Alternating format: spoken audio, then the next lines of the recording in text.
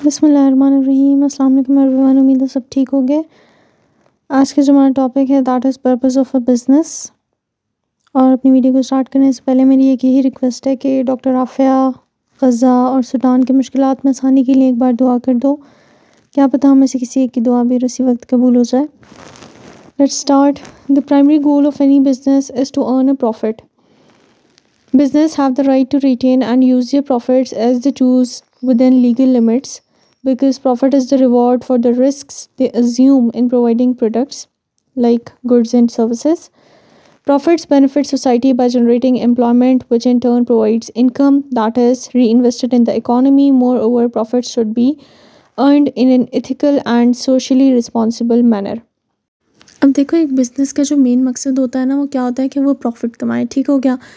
Business के पास एक right होता है, ठीक है, उसका हक होता है कि वो जो प्रॉफिट वो कमा रहा है ना, वो उसे किसी भी तरह यूज़ करे, ठीक है। लेकिन जो वो यूज़ करेगा ना, उसको अपना प्रॉफिट कमाना भी लीगली चाहिए और उसको इस्तेमाल भी लीगली ही करना चाहिए। क्यों? क्योंकि जो प्रॉफिट होता है, जो बिज़नेस ने रिस्क लिया होता है, जो एंटरप्रेन्योर ने रिस्क लिया होता है, वो उसका एक रिवॉर्ड होता है, ठीक है।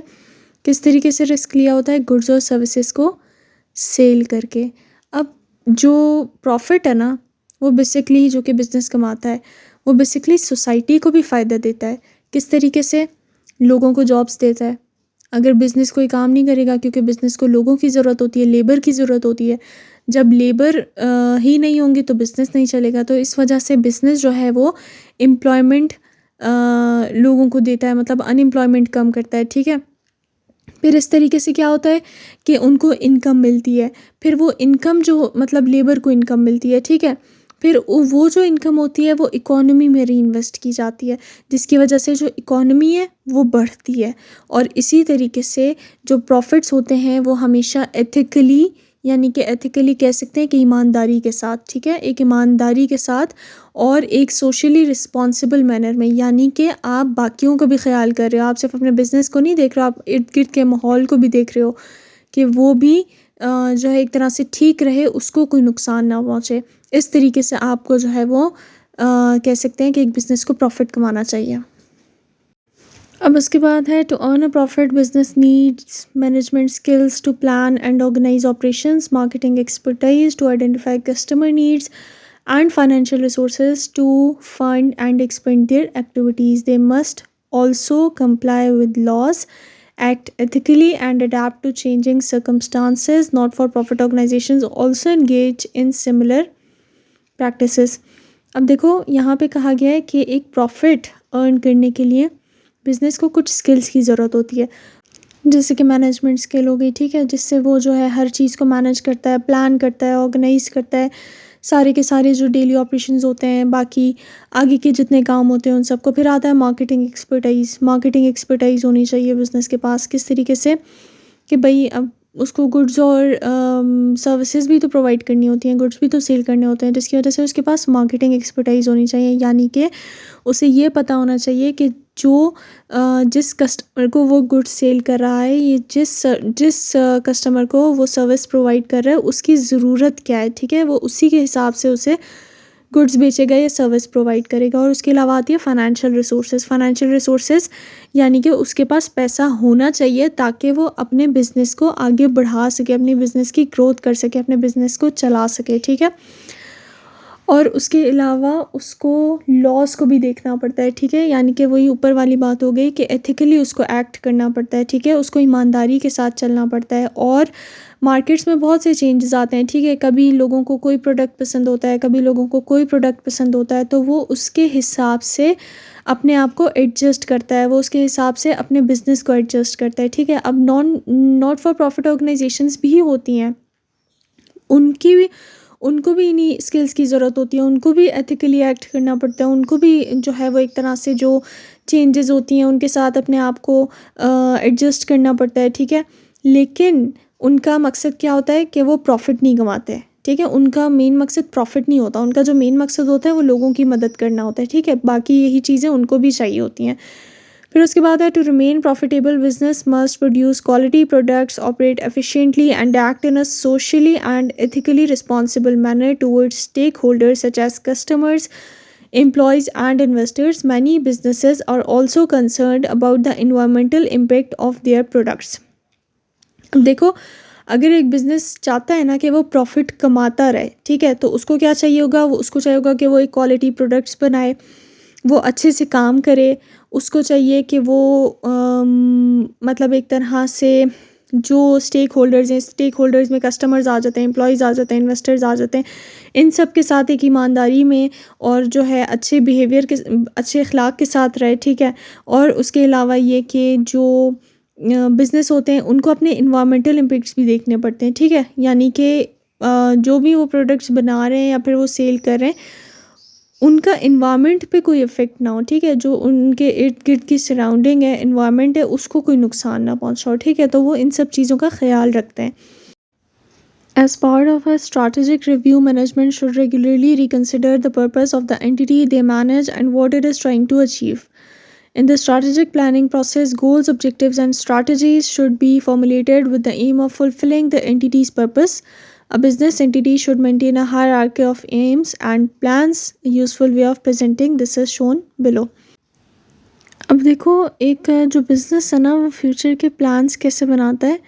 जो एक मैनेजमेंट है उसको ये सोचना चाहिए कि वो एग्जिस्ट क्यों करते हैं, ठीक है? और वो आगे क्या बनना चाहते हैं, और उनके जो गोल्स और ऑब्जेक्टिव्स और स्ट्रैटेजीज़ होनी चाहिए ना, वो उनको इस तरीके से प्लान करनी चाहिए कि जो भी उनका मकसद है ना वो उसको हासिल कर सकें, उसको पूरा कर सकें।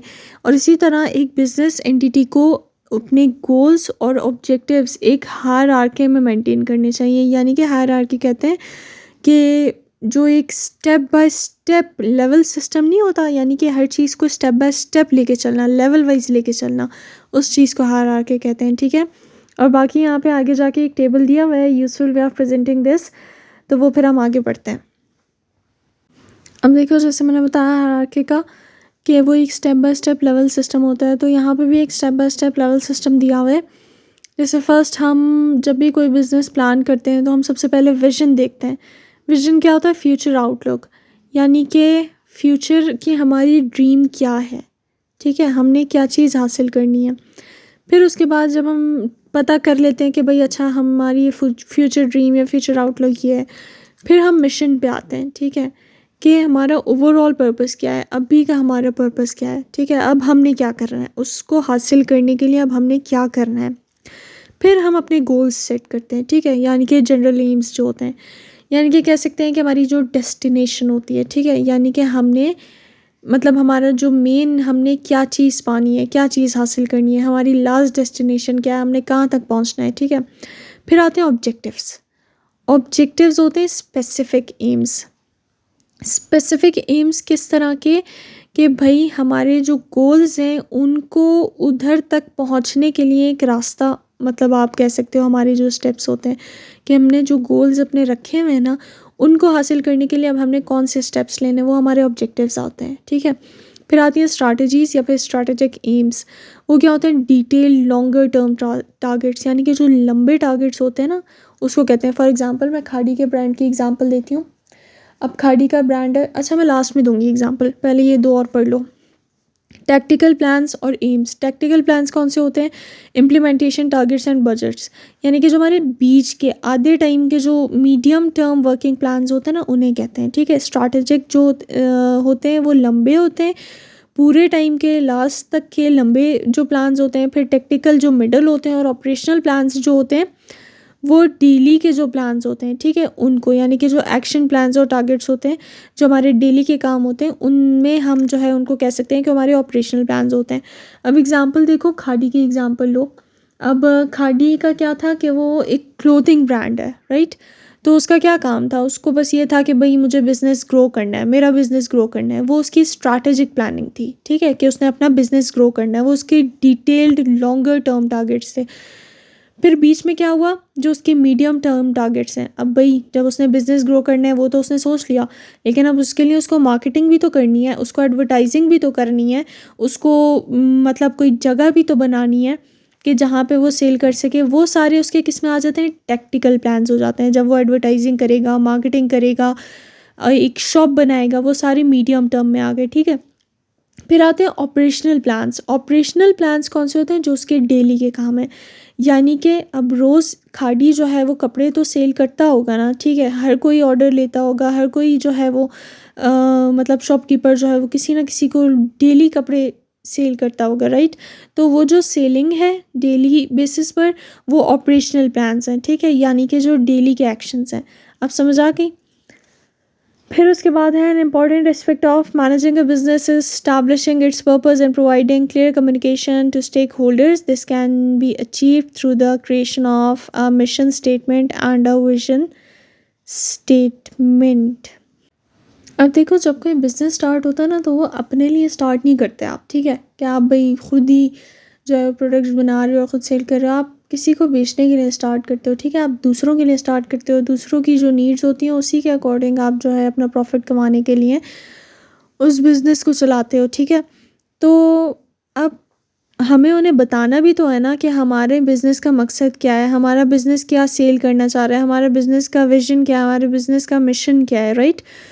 तो वो चीज़ दूसरों को बताने के लिए, उनको एक क्लियरेंस देने के लिए कि भाई हमारा बिज़नेस जो है वो उसका पर्पस क्या है, मेन काम क्या है, तो वो उसके लिए हम क्या करते हैं, एक मिशन स्टेटमेंट और एक विजन स्टेटमेंट बनाते हैं, ठीक है। अब विजन और विजन स्टेटमेंट क्या है? A vision statement focuses on the future, outlining what an organization aspires to become. It is an inspirational statement meant to motivate employees and clearly communicate the organization's goals to the stakeholder. The vision should avoid describing the current state and instead focus on the future aspirations, ensuring it is clear, optimistic, and realistic. An unrealistic vision, such as small store claiming it will become the largest retailer in a short period, would not be effective. A strong vision statement should be brief, simple, specific to the business, and free from ambiguity. अब एक जो vision statement होती है ना, वो basically future पे focus रखती है, ठीक है। वो ये बताती है कि एक ऑर्गेनाइजेशन जो है वो क्या बनना चाहती है, ठीक है। ये एक इंस्पिरेशनल स्टेटमेंट होती है जो कि उसके एम्प्लॉयज़ को या फिर जो स्टेक होल्डर्स होती हैं उनको मोटिवेट करती है, उनको जो है वो स्टेक होल्डर्स को अपने बेसिकली गोल्स बताती है, ठीक है, कि भाई वो क्या करना चाहती है।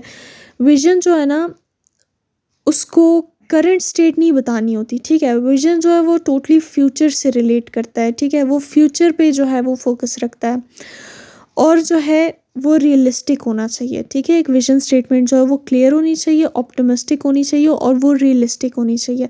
अगर आप एक अनरियलिस्टिक विजन बनाओगे ना, जैसे इसमें एग्जांपल दी हुई है कि भाई एक छोटा सा स्टोर है, अभी आपने एक छोटा सा स्टोर खोला है और आप भाई उसको बोल रहे हो कि वो जो है छोटे से ही टाइम में, मतलब थोड़े से ही टाइम में, फॉर एग्जांपल आप बोल दो कि भाई 1 महीने में मैं इसे बहुत बड़ा जो है वो सुपरमार्केट बना दूंगा, ये बना दूंगा, ये वो बना दूंगा। ये एक बड़ी बातें होती हैं, ठीक है। लोग बोलते हैं कि भाई फालतू की बातें कर रहा है। तो उसको चाहिए कि एक जो विजन स्टेटमेंट जो भी बना रहा है ना, वो एक रियलिस्टिक बनाए जिस पे लोग जो है वो यकीन करें। और एक जो स्ट्रॉन्ग विजन स्टेटमेंट होती है ना, वो ब्रीफ होनी चाहिए, स्पेसिफिक होनी चाहिए, सिंपल होनी चाहिए, मतलब बिजनेस से रिलेट करनी चाहिए, ठीक है, और free from the ambiguity. Ambiguity मतलब होता है कि जो एक अनक्लियर बात होती है, ठीक है, जो कि लोगों को समझ ही नहीं आ सकती। तो वो कोई अनक्लियर बात नहीं होनी चाहिए, ठीक है, वो एक क्लियरिटी शो करे आपकी vision statement. For example, a technology sector companies vision statement could be to become a leading provider of sustainable and innovative technology solutions that improve the way people live and work worldwide. अब देखो, इनकी जो vision statement है वो क्या कह रही है कि वो फ्यूचर में इस तरह की या दुनिया भर में इस तरह की टॉप की टेक्नोलॉजी कंपनी बनाना चाहते हैं कि जो एक तरह से नए और इन्वायरमेंटल फ्रेंडली सॉल्यूशंस दे, ठीक है, यानी कि यहाँ पे सस्टेनेबल और इनोवेटिव मतलब नए तरह के सस्टेनेबल कह सकते हैं कि इन्वायरमेंटल फ्रेंडली जो होते हैं उस टाइप के सॉल्यूशंस दे, ताकि वो लोगों की ज़िंदगी और उनके काम करने के तरीके को बेहतर बना सके। विजन स्टेटमेंट इस तरह की होनी चाहिए, शॉर्ट भी है, सिंपल भी है, क्लैरिटी भी है इसमें, ठीक है। और बिज़नेस जो भी इनका बिज़नेस है टेक्नोलॉजी का उससे रिलेट कर रही है, कोई फालतू की इसमें बात नहीं है, कोई बड़ी बात नहीं है इसमें, या कोई शो ऑफ टाइप कोई झूठी बात नहीं है इसमें। अभी वीडियो को यहीं पे एंड करते हैं, इंशाल्लाह बाकी जो है वो नेक्स्ट वीडियो में कवर करेंगे। और कोई क्वेश्चन हो तो कमेंट्स में पूछ सकते हो, लाइक और सब्सक्राइब करना मत भूलना प्लीज़। और मेरी एक छोटी सी रिक्वेस्ट है कि अगर थोड़ा बहुत भी समझ आया, थोड़ा सा भी इससे बेनिफिट मिला हो तो मेरे पेरेंट्स को और मुझे एक बहुत प्यारी सी दुआ दे देना। और अल्लाह तुम लोगों को हाफ़िज़ हो। अल्लाह हाफ़िज़।